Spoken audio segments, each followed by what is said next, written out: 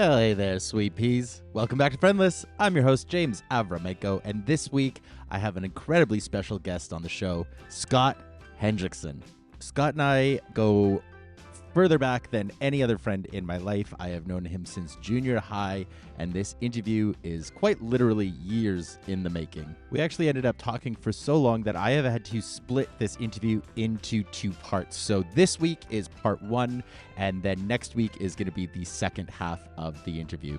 In this first half, we talk about the origins of our friendships, how shame keeps us from being honest about and with ourselves, old souls versus new souls, what it means to reconnect, and so much more. This was an incredible interview that I have just I've been both really excited and terrified to share. And before we dive in, I actually wanted to take a moment to kind of address something that we talk about. This episode as a whole has been one that I have been, quite honestly, terrified to share for a very long time. We talk really openly about a time in my life that I've only ever really danced around on the show. In my private life, I've done what I can to address it and to alter my choices going forward, but I've always been uncertain about how to talk about it in public, or if I should talk about it at all. Scott, of course, came in and just kind of busted that wide open, and as terrifying as it feels, it also feels like a chance to finally kind of let the last scabs of that piece of my life heal. And this all really centers around this idea of authenticity and shame. When I was growing up, I was almost a pathological liar. My life was this mix of, undiagnosed spectrum disorders, really chaotic and volatile family life, and then this deep-seated internal inadequacy that led me to believe that I needed to prove myself to be worthy of love. Yeah, I've spent years since in therapy revisiting and unpacking the reasons behind this behavior.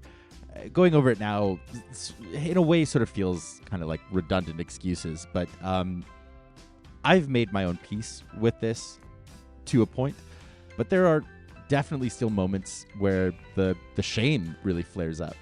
I was desperate for an identity, something that would help me stand out, be seen, be validated. And so I created fictions so that I could be special, so I could be somebody. And in that process, I hurt myself and so many people that I cared about most. Now, we obviously go deeper into the story in the actual episode, but it's strange because things have happened with other people in my life recently where it almost feels like me talking about my past couldn't have been better timed. And, those choices that people have made, they're not my stories to share. They're not my stories to tell. But I guess I want to take a moment to just say, we can't hold others accountable for what they do. We can't make people understand us. All I can do is live my life the best that I can. And I can hope that people are curious enough to want to understand that. When shame takes over our thoughts, it keeps us silent, and then it keeps us stuck. The way I've learned to process through that shame is to speak about it, to speak about what has hurt you and how you have hurt. And in so many ways, I've found that speaking openly has been really the only way for me to move through these past choices. I've said in previous episodes that, I don't understand why people lie, but I've realized that in itself is a lie. I understand completely why people lie. I don't appreciate it, and these days I do my absolute damnedest to not do it, but in my experience, I completely understand why someone would lie. For me, it often comes out of a fear of abandonment. It's a fear of being seen as something unworthy, unlovable. We tell ourselves that we aren't enough, so we make up stories to compensate for that perceived lack. And I know the shame that I've felt for the lies that I've told, when I was 15 years old, they still sting sometimes, even today. But that shame is useless. Now, recognizing that you don't have to do anything, but if you want to do something kind for yourself to heal from past choices, then I really do encourage you to just try and forgive yourself. And then do what you can to mend the ruptures that those past choices have caused. I forgive myself for the choices I've made. And I also understand that that is a choice only I can make. It doesn't come with an expectation that others would forgive me as well. If they do, that's wonderful. And if they don't, that's just as wonderful. Because what that means, likely, is that they respect themselves too much to allow someone who's hurt them back into their lives. I heard recently, and I really love this saying, sometimes the greatest act of love is to allow people to experience the full consequences of their actions. So if you're out there and you're listening and you're struggling with your own internal conflicts, I really hope that you can try your best to just soften on yourself. There are no actual mistakes in life. There are choices and then there's consequences to that. Nothing in life means anything beyond what you choose to learn from the choices that you made.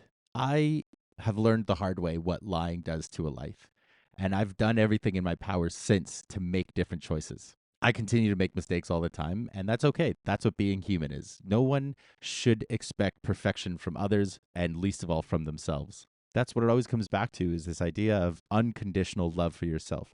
You don't have to expect that from others. And in fact, I don't know if you can get it from others, but you can always get that unconditional love from yourself. I continue to work on giving that to myself, and I really hope you will too. So, with all that ominously, but hopefully softly front loaded, I hope you will listen to this interview with curiosity and patience for not only myself, but for Scott and just all the concepts and the philosophies that we're trying to unpack as we reconcile choices that the both of us have made throughout our lives. As my therapist loves to always remind me, it's good to do scary things. So, here's my interview with Scott Hendrickson. I'm scared shitless. I hope you like it.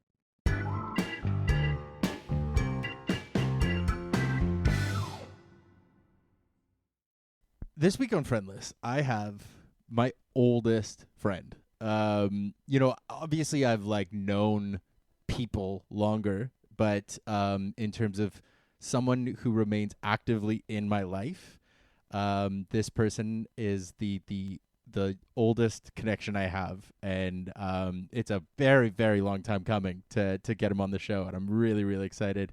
The one, the only Scott Hendrickson. I was just thinking about, I have no idea what your middle name is. I was gonna try and just make something up, and then I bailed. I bailed real fast. But how the fuck are you, man? I'm very good. Thanks for having me, James. It's really nice to be here doing this with you. It's we have been talking about getting you on the podcast off and on for years, in various states of our friendship and in various states of connection. But I think that this is the exact right time to do it, for any number of reasons. But if only just because now is the time, Now is definitely the time. Yeah. Do you ever? I always think of, you obviously watched Kids in the Hall back in the day. There's this classic. It's actually not a funny skit, but it stuck with me for years. It's Bruce McCullough, and he's hired as some kind of roadkill assassin, and he shows up at a crime scene, and he's like, "What time is it?" He's playing kind of a Batman guy. The cop's like, "It's a 6:15," and he's like, "No, the time is now." And that stuck with me since I was 8 years old. I've never been able to forget that. That's where we are. We are now. Yeah. Be here now. So, Scott, we have a lot of ground to cover. I'm not sure how much we're going to get to here, but let's start with a real simple question. Who the hell are you? Very simple question. Thanks for the the softball to start. Who am I? Well, I'm 38 years old. I am. I guess I'm a bit of a rebel at heart who's just living an endless childhood into middle age, continuing to try to learn who I am and figure out what my passions are and pursue them. The who you are questions are a really interesting question, and my urge to answer with my occupation, my Yes. age, some sort of list of factoids to help people associate me is so strong. Are you credible? Are you? Yeah. So I want to do something that's real and authentic to me, and I want to. I'm an outlaw. I want to describe something about the outer touches of my character, but I'm just a guy who woke up doing life for the first time. Sometimes I wake up in the middle of the night screaming, and other times I'm like, wow, I'm on the journey of a lifetime.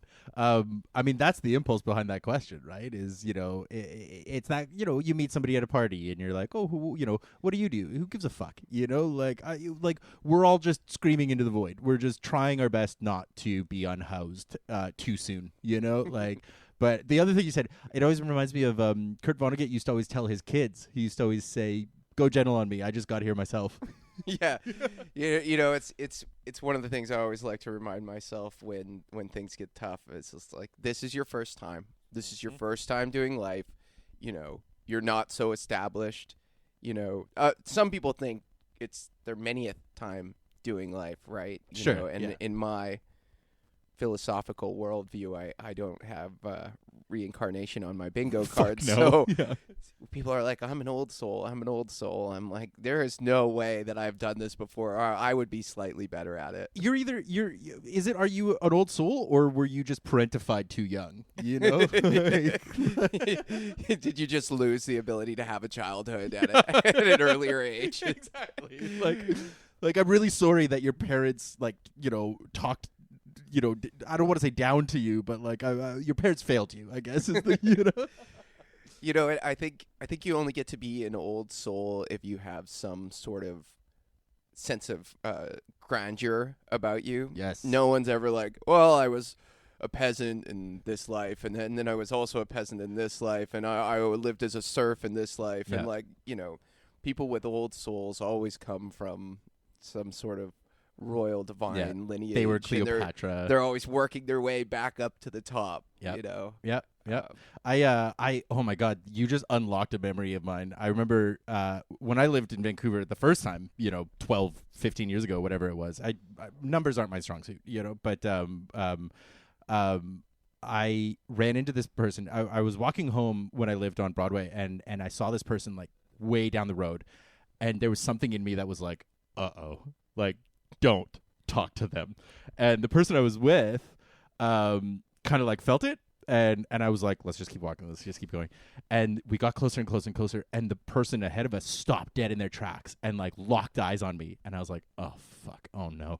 And they came running up, and they were like, I found you, there you are. And I was like, oh Jesus Christ, please, I don't have any money, I'm sorry. And they just wouldn't let it go. They were like, I've been looking for you my whole life. Don't you remember me? And they were just going off that we were twin flames in a different life, and they've always been looking for me.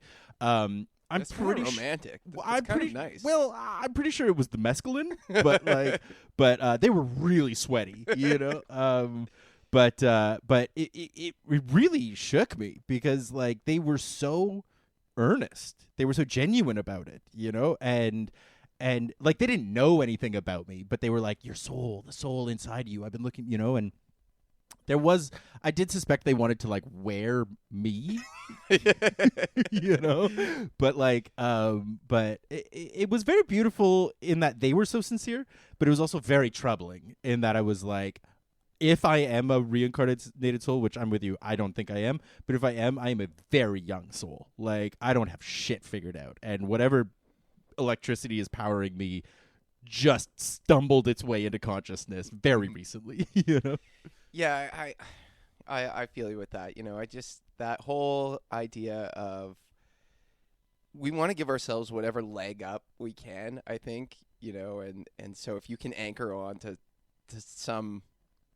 something that gives you a bit of presence in this world, that thinks gives you one leg up, take it if you've got it. That's just it. Well, but for me, we were talking about this before we recorded, and I'm sure we'll circle back to the idea later too, but it's this idea of, a lot of my healing lately has been with this I've been calling it the pursuit of mediocrity, and it's this pursuit of being not special, and which is ironic given that I'm pushing a show that I host, and I have a TikTok, and I'm putting out writing and all these things, but it's it's not with the intention of being outwardly validated. It's these are just things I have to express. These are impulses I'm following, and if you like it, cool. If you don't, cool. There's no need coming out of it.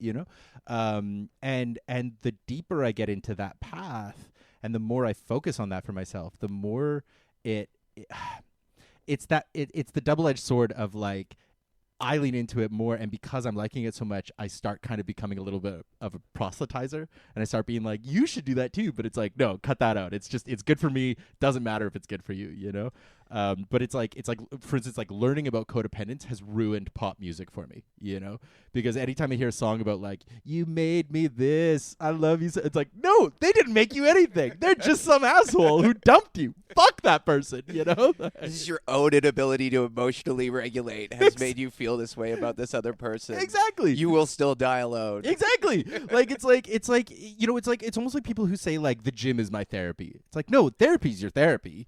The gym helps, but it's a distraction, you know? Like you making art isn't therapy. It's therapeutic, but it's not therapy. And clearly you have something unresolved if you're writing a song about someone you haven't seen in years about like how you made me this or you made me that. It's like, no, you made yourself that. Well, I think that's the big drawback to reincarnation is like one lifetime gives you enough therapy to last 3 or 4. If I have to also solve all of my, previous existence childhood traumas and issues, I don't stand a chance. It's hard, one life is enough. And I don't mean that in a negative way. I just mean I think it's important to like that one precious life, to appreciate that thing, because it's beautiful enough, it's hard enough, it's challenging enough, it's sobering enough, it's destructive enough. Mm-hmm. And I think there's power in that, right? Yeah. If you're too focused on maybe one ideological outlook on life, that this is all just a test. This is all just a test for the next good life that comes after. Or, on the flip side, I am healing from these previous existences. Those lives were the tests that I failed. And this is my final exam. Yep. Like either of those do a disservice to the fact that this is enough. And I think that relates really well to me, because one of my big struggles is to know that I am enough. Yes. Right? So like to try to like offload the immediacy or the importance of this life and be like, oh, well, it's a combination of things that I have no concept of that came before or that came after, and therefore that I can, minimize the significance of my existence, I think is it's not for me. Yeah. Yeah. Well, and especially in the sense that it's like it minimizes and maximizes it, right? Because it's like, in so many ways we are the continued experience of what came before us, the very fact of our existence means that our ancestors have successfully reproduced since we crawled out of the slime, for whatever reason our genes have followed that path. So we are on a certain thread line in that regard. But it also is like there's something really beautiful, and I agree with what you're saying about like the fleetingness and the temporary nature of consciousness and the temporary nature of our existence, right? Yeah, what you've said is something that is majorly impactful to me in my life, is that idea of ancestry, of lineage, of the continuation of, and for me, I think my big epiphany was when my father was dying of cancer. He got diagnosed with cancer, and I'd like gone home many times to try to like care for him, give him smoothies, try to like help him, think about meditating or do yoga or quit smoking or like any of these things that may help his cancer. And he just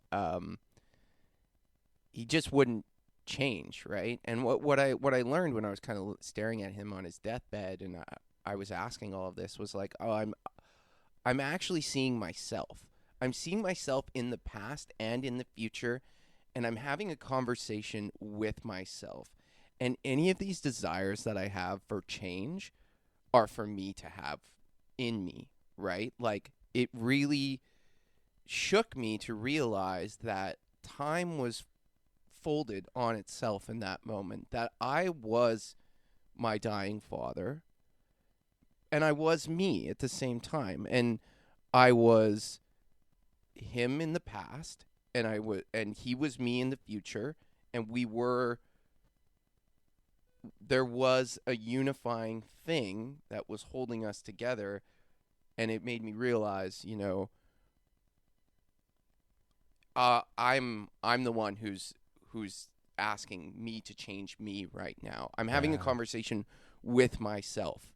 And it was a very profound moment in my life where it was like, and that's what makes me really agree with what you're saying, is we are continuing on. We are improving some previous generation's iteration of existing, and we really are the byproduct of our ancestry. And we're, given that load to bear to see what we can transmute it into. Yeah. Ooh, yeah. It just really it fucking boggles my brain. Like I always come back to the thing about, Ram Dass always talks about like the idea that it's like the concept of death is essentially going to sleep and never waking up again, and he's like, there's no reason to fear that because you've already done that, because there was a day that you woke up having never fallen asleep before, and so it's like, it's such a strange, I understand why everybody's always pursuing these questions, right? And at the same time too, it feels kind of useless in a way, in that like there's no way to conceptualize what's before, and there's no way to conceptualize what comes after. There's only what we can look at in the moment, and even that becomes transmutable and questionable. And then you get into gaslighting, and you're not really sure what you experienced anyway. And well, you're your own best gaslighter, right? Oh, exactly, exactly. Your emotions and your memories are so deceptive in what they are, and how you think things actually happen, and then the story that you tell yourself about it and then change over time is like, I think when you talk about Ram Dass, and for me, the quote that like kind of really catches me with him is this: we're all just walking each other home. That attitude, I think, makes a lot of sense to me. And when I see, when I think about that relationship with my father, and I think about what I was trying to do for him, but by a mirror, it was offered to myself. And when I think about that idea of home, of familiarity, of this, like, it's this dark, scary place, but when you connect with other people, it can feel a little bit more familiar. It can feel a little more safe, and we can both go into the darkness together. There's a really cute song by a band that we both like that, the lyric is, "I will follow you into the dark." Yeah. And I think it's all darkness all the time. We've got these tiny little torches. We can illuminate just a little hint of our own humanity or the world at large at a time. And it's nice to be with people as you wander through the darkness, because it's inevitably scary, being alive and going through it the first time. Yeah.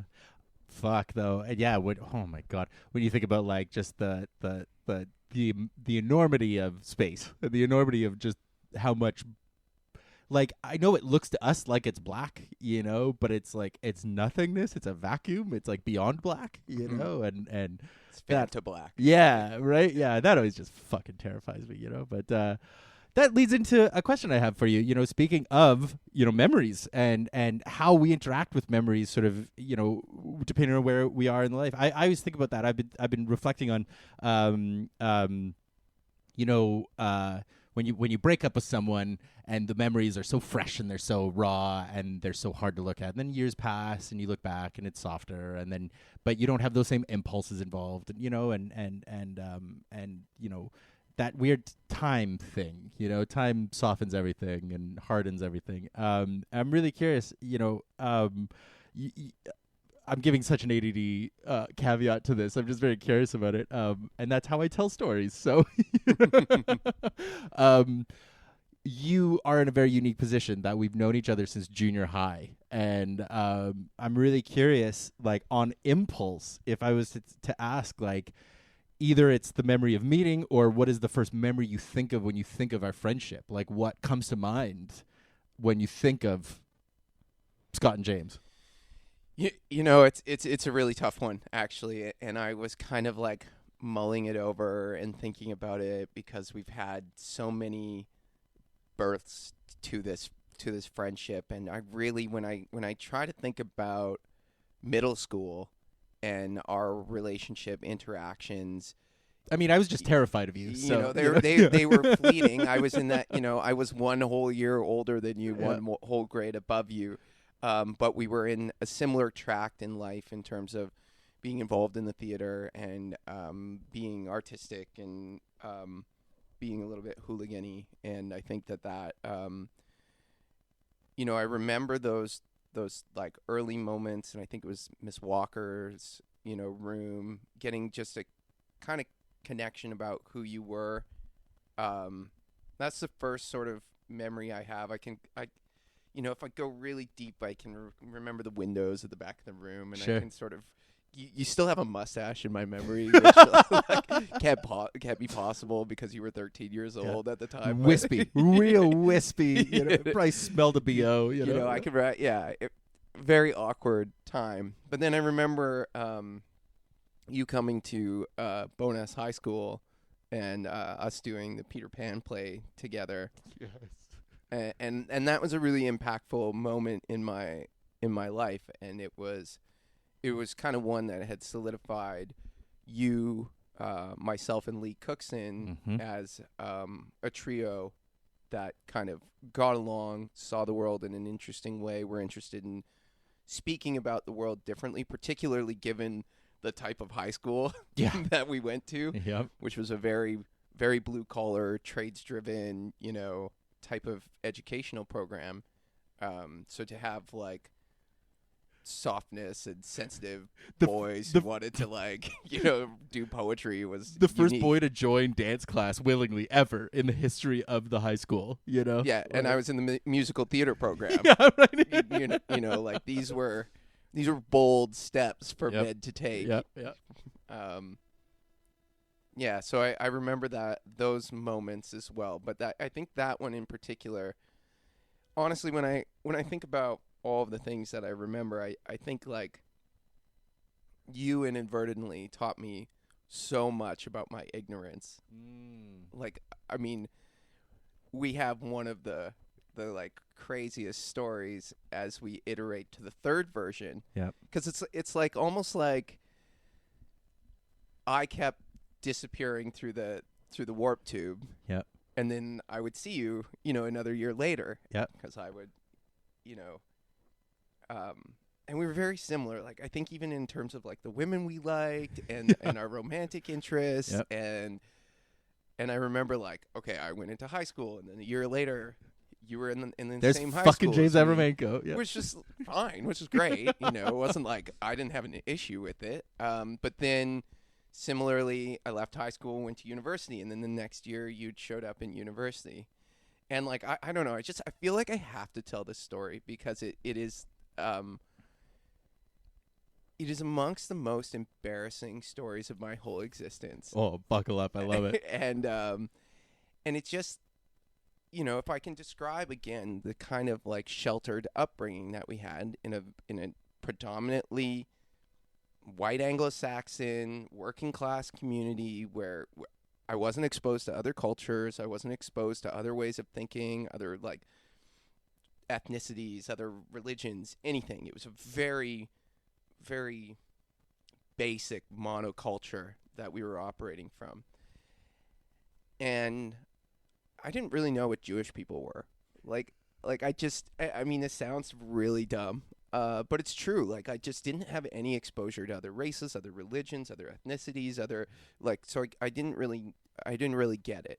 And then when I got to university, I started to meet Jewish people, and I started to see this other culture, and I didn't understand how to interact with other cultures, and I didn't understand how to like associate, but I thought they were all really cool. You know, I thought like all these people are so cool, and being someone who never had my own like in crowd, my own group, was always a struggle. I can remember in high school, like, I'm trying to be with the gangsters. I'm trying to be with the theater people. I got a skateboard. I'm trying to be with the skateboarders. I'm trying to be with the rock and roll kids. I have no sense of self. I have no sense of ingrained community culture that is like, I always know who I am because I'm from this group. Yep. And I remember, meeting all these Jewish people when we got to university, and I like craved wanting to be a part of it, but I knew I wasn't. But I thought I had a friend who was Jewish. Yeah, I just lied about it. Who could like introduce me to them. Now, this wasn't like something that you had even lied about. This was like some offhand comment in the tech theater room in the 11th. You were in the 11th grade. I was in the 12th grade. Some comment was made that, oh, James is Jewish, or Jimmy the Jew, or I can't remember what it was in my mind, but I just decided that I was gonna pour that concrete and just make that a foundation of who I thought you were. I think James is Jewish. And so when I meet all these Jewish people, I'm excited because it's like, oh, I know someone who's Jewish, and I can't wait for you guys to be reunited as a family. Yep. And can't wait to introduce you. That you showed up at school, and I'm like, my friend James is Jewish, because I wanted to be connected to this community through you. And it turns out my heart sank. You broke my heart.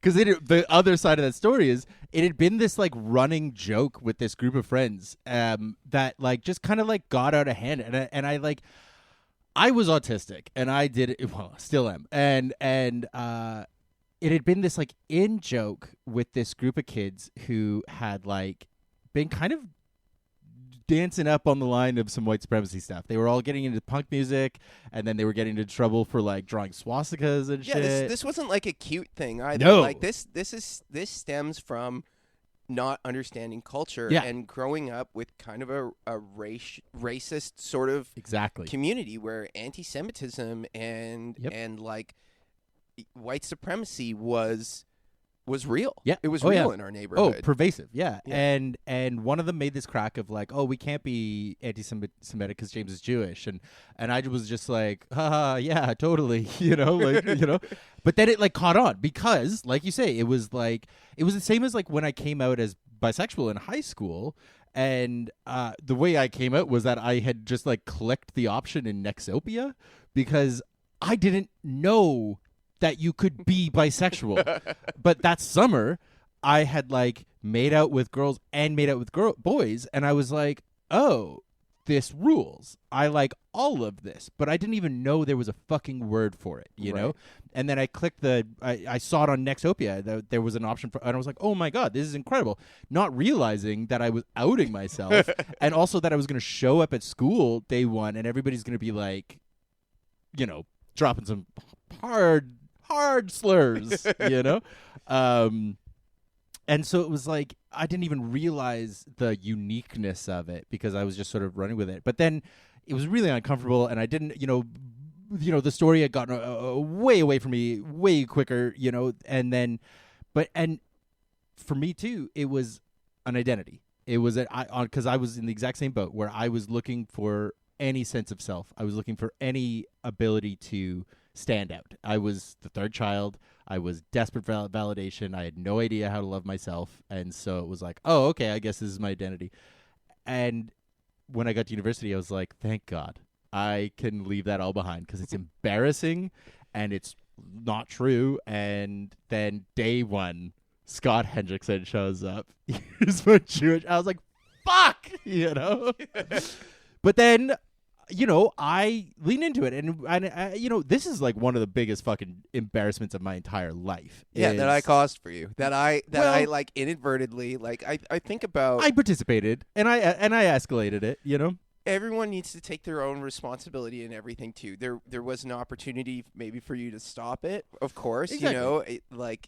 Let's not get into complete victim here. No, but to the same respect, I know how fucking intimidating it was to sit in that room for the first time in university and to have all of these people around you, and and like you're just you want to fit in, Yeah. you know, like you want to be a part of this group because you're not. You start on the outside of the circle. You got to introduce yourself for the first time ever. Yep.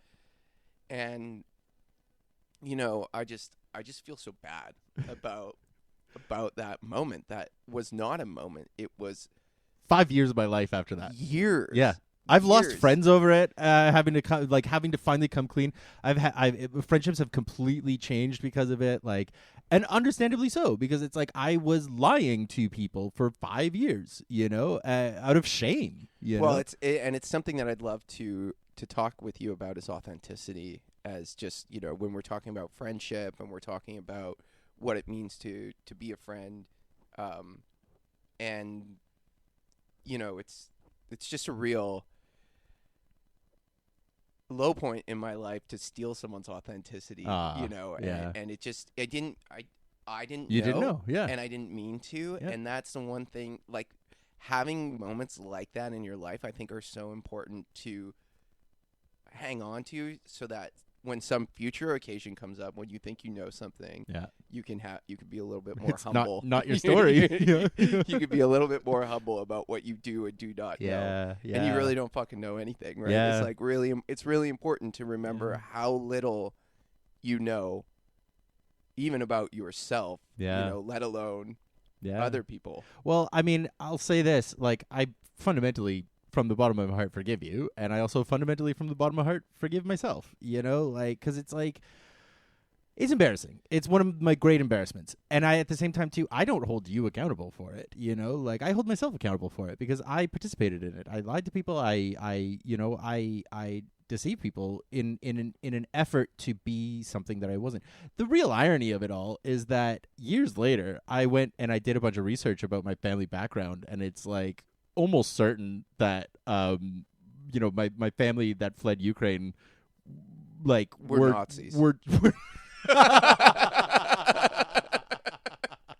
There's like, I have no idea because they're all dead now, but like there's like a long history of Ukrainians from that time period who like came over and had been, you know, they were Jewish, but they got on the boats and were like, I don't know, what are Jewish people, you know, like we're whatever. So the irony is that I like potentially lied myself into the truth, you know, but you know, but yeah, it's fucked up. It's fucked up. And thanks for bringing that up. I hate talking about that. I hate talking about it too, but I just feel like, you know, as someone who, because it's an absolute embarrassment for me, but I think it's really important to reflect on, because being that I don't get to talk about what an idiot I was as a 14-year-old, 18-year-old, 22-year-old, 28-year-old very often, you know, I am often stuck on regular stupid things I do in the present day. It's just I think it's important when I reflect on like my growth and what stupid shit that I thought that I knew. You know, I think a lot about like just growing up with like bad ideas in my head, you know, and looking at us now as friends and thinking about what kind of ideas, what philosophies, what our hearts look like today, you know, it's inspiring in its own, you know, way. Yeah. Just to know that like there are people that we knew that are still those people today. Yes. Yeah.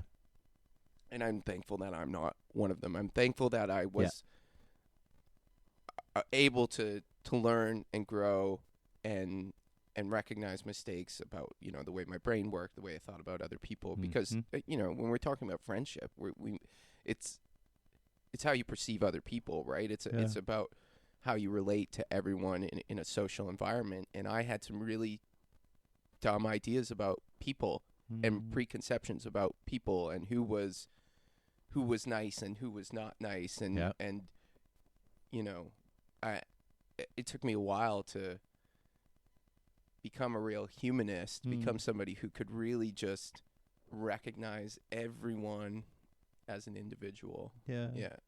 Well, and what's so funny is that, you know, from from my perspective, you know, growing up with you, like, I remember we talked about this years ago. I was always terrified of you, like because you were always from my perspective, you were always that 1 year ahead. You were always a little bit ahead of me, and you were always, from my estimation, is like you were the coolest person alive. And I remember you once kind of getting mad at me because you thought I was like sort of like copying you every time we were like going through stuff. And it was so hard for me to explain that it was like I was inspired, but I was trying to just like follow my own path. It just always kept on shaking out that we were on the same path. You were just a little ways ahead of me, and I remember when you told me that, it really opened my eyes to like, it really helped reframe like where what I perceived as like sometimes hostility was coming from, that it wasn't actually directed at me, it was just, I was sort of like the totem for it, and in the same regard, on the flip side, that it was like, it really humanized you in a way, in that I was like, oh, like, this isn't somebody who I need to like idolize. This is just somebody who I can respect. And this is someone who I can learn from, that I don't have to like pedestal, but I can instead like hold space with, and simply just be a friend with, because we clearly have a lot in common. We clearly have a lot of things that, interest us, and we're clearly being pulled in the same direction, So what if we both just got our heads out of our asses and just were friends? Well, and that's an interesting point, right? Is that you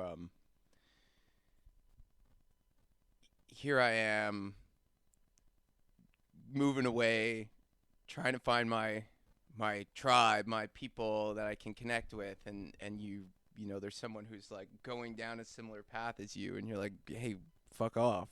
Like, it's like your older brother, right, is like pissed that you keep mimicking him all the time, but that's just like the nature of someone who's a little bit older, who you see things that you're interested in, or you want to. It did get to the point where you were dating my ex-girlfriends in university, and girlfriend.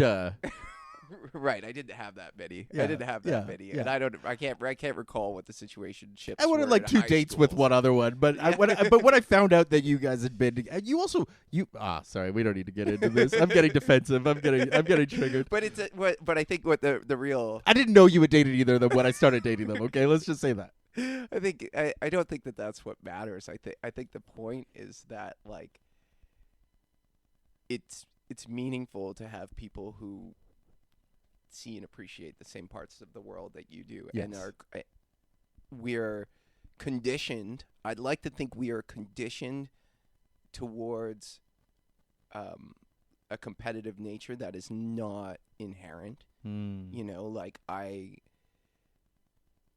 when I'm my good self, I don't believe in a scarcity model. I really believe that there's so much abundance out there, and that there's room for everyone.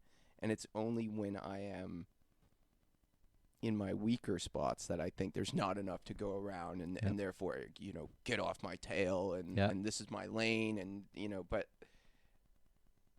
that's a limiting way of thinking. What the truth is when you and I established our university friendship, it led us through really beautiful creative expression. Like we got to make a bunch of wonderful art together. We got to pursue and watch each other pursue art, and watch each other kind of learn about love, and we got to live together, and like that's really, once you get over all the humps of like, and time helps for things like age, right? Like 1 year seems like a lot at 13, 14, but is nothing, almost insignificant by the time you hit 20. Right. That one year is not enough anymore to even make any foundational difference. But when I think about our friendship, we were always making art together, and I think that's very, very cool. You're my longest friend. I have not had a lot of friends that I have been able to consistently keep. I'm not very easy to be friends with. Me neither. Don't worry. And so to have a friend that, understands me, that challenges me, that we pushed each other to do art together, I think is really special. And I think particularly when you look at some of the shit we put each other through, or some of the challenges that we had, it's a nice trajectory. Yeah. When I think about like all of the times that something has maybe challenged our friendship, and it's always been stronger than we thought it was. Yes. Yep.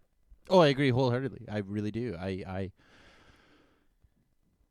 Yeah, there's been times, we'll probably get into this a little bit more with some of the other questions, but we can tap into it right now a little bit, in that, like, there's been times where, we haven't spoken for years at certain points, and there's always been this really deep sadness within me whenever those happen, because I don't have a lot of long friends. I don't really have any other friends from that period of my life. And so in those times, there's always been just this lingering pain, of losing that last connection, and whenever it gets rebuilt. Also because almost every time that's happened, it's always been a distance thing. That's been the actual instigator, which causes a misunderstanding, which causes a break, and once we get together, then it's like, oh yeah, there's my friend, like so often it's sort of like, I wouldn't say erases it, but it simplifies things, and it eases the pressures of, like, when you're alone and I'm alone and I'm 2 provinces away and we're not able to talk the way we are right now, then it escalates pressure, right? Whereas if we're together, there's that, It's an interesting way that you're putting. I actually see it quite differently. Yeah. I think what really for us became the challenge was, and this is the way that I remember it, is I remember myself being a very harsh and sarcastic person, right? Oh yeah. And in a way I was okay with, like, in a this is going to challenge you, this is how I show my love, this is I'm willing to take it as well. But I never wanted to give that. That's not how I give love, right? I mean, and we could talk about the love languages, Yeah. and all that at some point. And I think there was an earlier day when we were all very comfortable with the gloves being off. I think about when you, myself, Jesse, and Jay all lived in a house together, and that time was like, and the time just before that, even too, was really like anything goes, because we're like, we don't have any responsibility, we maybe got a summer job or something, but we don't have any of the like burden of adult life, and so we're making art, we're testing boundaries, Yep. we're pushing buttons, Yep. and it was all kind of fine and good, but I carried that on. I'll just take like a quick side street here to like emphasize just what a jerk I was. Is that like, when my brother moved to university and moved to Victoria to go to university, and everyone met him, and they were like, "Oh God, it's like Scott, but he's nice," like everyone's favorite Hendrickson. Oh, what a nice guy. He's humble, he's quiet, he's like thankful for things. And then you've got me, just like a fucking piss missile over just like pure chaos and abandon and like loving, but reckless, very reckless. So anyway, just kind of just trying to like frame my personality and why it was hard to love me, is that I never to this day, though, to this day, like if you've got an opinion that I don't agree with, You'll know. you will know. Yeah. And I won't be kind about it either. I will like try to get prickly over it in a way that like is enjoyable for me, because I like want to stir up debate. I love debate. I love to like, because I want to explore. I want to like, why do you feel that? Tell me more about that. Like, let's dig deeper, because I still don't believe you, or I still don't understand it, or I want to change your perspective or whatever. Like that motivates me as a person, and that can be really challenging when you're looking for a place to emotionally regulate. Or just be validated, right? And be validated and be chill when like your best friend constantly invalidates all of your thoughts, opinions, and ideas. Because there's a time and a place for devil's advocate. And, you know, I talk about this a lot in my classes that I teach, where, like, devil's advocate has really gotten a bad rap because it's the intention isn't to be argumentative. The intention is to be curious, you know, and it's to ask, like you say, it's to ask, like, well, why? Let's get deeper. Let's dig into it. You know, it's not to be combative, and that's why it's been weaponized and misappropriated. Is that, you know, you've got these like right wing shitheads who are playing devil's advocate, just asking questions, you know, when it's like, you're not curious, you're just being a dickhead, you know, like you're just fighting for the sake of fighting, because that's, you know, regulating for your dysregulated system is to be in chaos, right? Well, and I would say on the flip side to that, you have the I will not be questioned on the other side, where it's like, if you ask me why I feel how I feel, you have invalidated my feelings right from the beginning. If I even have to try to describe what I'm feeling to you, you're gaslighting me. Yes. You are taking away my feelings, which are more important than the reality that they came from, than the history that brought them up. And this is like, to me, it's a much bigger issue than the I'm just going to be a dick over here on the right. Sure. Because, like, that's great, easy mirror work. Like, that's free mirror work. If somebody comes into your comments section and is like devil's advocate and says some dick thing and it triggers you, that's like free therapy. That's like, that's like a bonus, right? Yeah. It's like, okay, why did that bother me? Oh, I guess I have this thing to work on. And then when that person's message in the comment doesn't bother you, then you're like, oh, okay, well, I guess I'm stable in this realm. Yep. You know, so whereas on the flip side, that like, if you challenge any of my thoughts or feelings, you're actually challenging my whole existence. You know, I think that's where people can appear to be good friends, but actually make your life worse. Yeah. You know, fuck. I mean, you know, oh my God, that is such a beautiful encapsulation. That's been one of my points of real deep frustration, especially in the last, you know, six or so months, is that like people will say one thing and then do something completely different. And when you ask them about it, suddenly you're now the target, you know, and suddenly you're the problem, you know. And so people can present themselves and project themselves as like super open-minded and critical thinking and so open, and then behind closed doors they're just the most shut off dickheads who are just like outright like fucking your life up, you know. And yeah, I've grown very, very leery of people who tell the world what they are, you know, and who say, oh, I'm a this, I'm a that. I'm like, well, prove it, you know, like, because your actions are always going to speak so much louder than your words, right? That's true. I think there's an interesting thing to be said about intention, you know, and I think, again, this is a place where if you judged me solely on my actions, it's okay. It's like 55, 45, 60, 40. Like, don't put me in jail. But like, I think that there is something to be said about who you're trying to be as well, right? Like that counts for something. It does count for something. Now, intentions can ruin your life and the lives of people around you, because they can be really, really hurtful when you perpetually say something and then do something else. Mm-hmm. But holding space in your heart for your best self, for when you wake up that day with enough strength and you've got some good intentions that you can act on, Mm-hmm. that's pretty good, right? Oh, I Like, agree with that totally. Yeah. There's something that counts for that as well.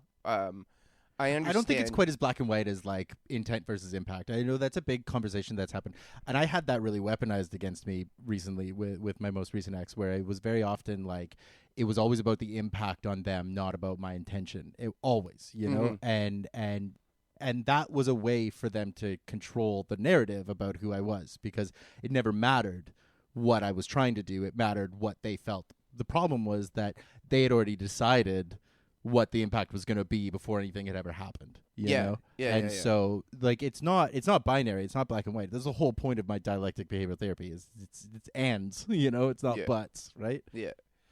Yeah, you know, I think I think actions are really important, you know, when you think about, okay, well, what makes a good friend? It's obviously in how they show up and how they come across in action, you know. But that doesn't even have to be quite so concrete, right? Like the way that your friend shows up could be just to give you space to be yourself, right? It doesn't even have to be an action. It can be it can just be sort of a pillar. It can be something that's more static and allowing, you know.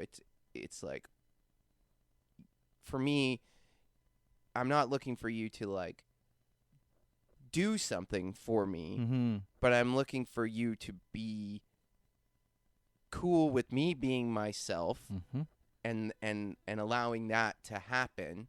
And I think that's, you know, that's what's really important when it comes to friendship is finding people that make you feel okay being yourself, right?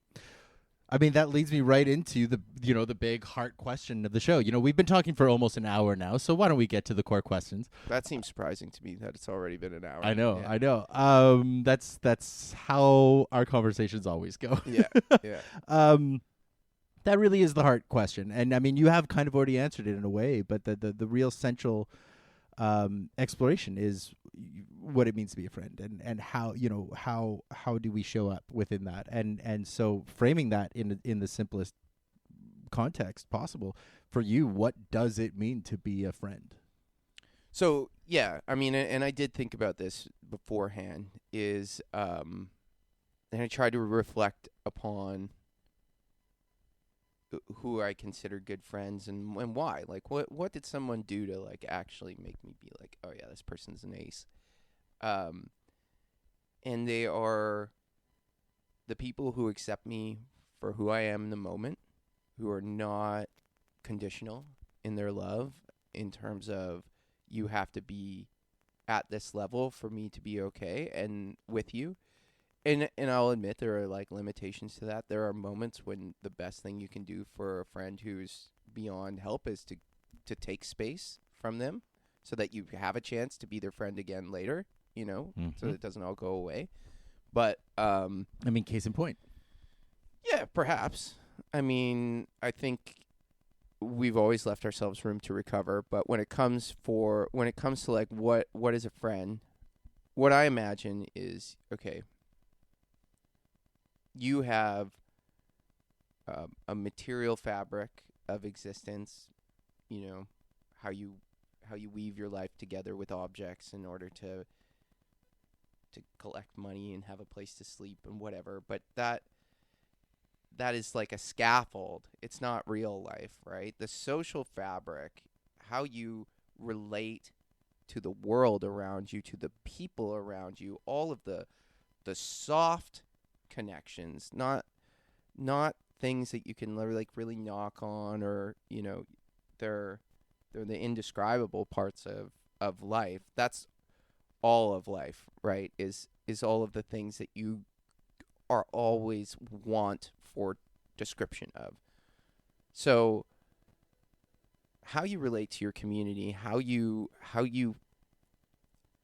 feel inside, when you're with those people is kind of how you can detect what a true friend is, or what friendship really means. And for me, it's like my best friends are people who let me be myself, who care for me, challenge me, worry about me when they have capacity, and you know, that matters, but it's not as important, I don't think, because again, like I was saying at the beginning of our conversation, you can't change anyone but yourself anyway. Yeah. So I'm not counting on my friends to make me better necessarily, but if I can emotionally regulate around them, if I can lower my anxiety, if I can feel authentic, if I can be in flow and in the moment, that is going to empower me for positive change. And I think that that's what I'm looking for in my friend group. And there's a lot of shit out there on the internet right now that's like, look at your 5 friends. That's your future. Surround yourself around the people who are going to make you your best. And like, that is classic capitalism. Like, we need to monetize our friendships in order to make us have the best successful outcome. Optimize. Yeah, Yeah. like, Fuck that. Yeah. like, and while I agree that if you hang out with 6 cokeheads for long enough, you're probably going to be doing coke. Like Yep. just a guess, you know. And if you hang out with 6, you know, writers for long enough, you might show up at the coffee shop with a little poem folded in your pocket. Like, it does have an influence. 100%. And so I think you need to surround yourself around people who you can express yourself. You can feel like unbridled in your sense of self-expression. I think that's really key for finding your friends, for finding your community. But what I think is important is that you need to look at what really makes you wake up with a smile on your face. It's not about surrounding yourself with successful people. It's about finding a way to relieve the anxiety of being alive. You know, there's just a very primitive thing about huddling together for warmth, for comfort, for safety, for shared responsibility, for ease. I think you got to go all the way back there and just find those people. I think that's where friendship can really save your life.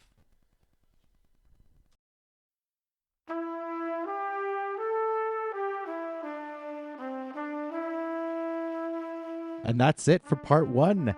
Thank you so much to Scott for coming on the show. I can't wait to share part 2 with you next week, where we're going to get even deeper into the muck and grime and just glorious emotions of what it means to be a friend and how we can continue to support each other. Thank you so much for listening all the way to the end.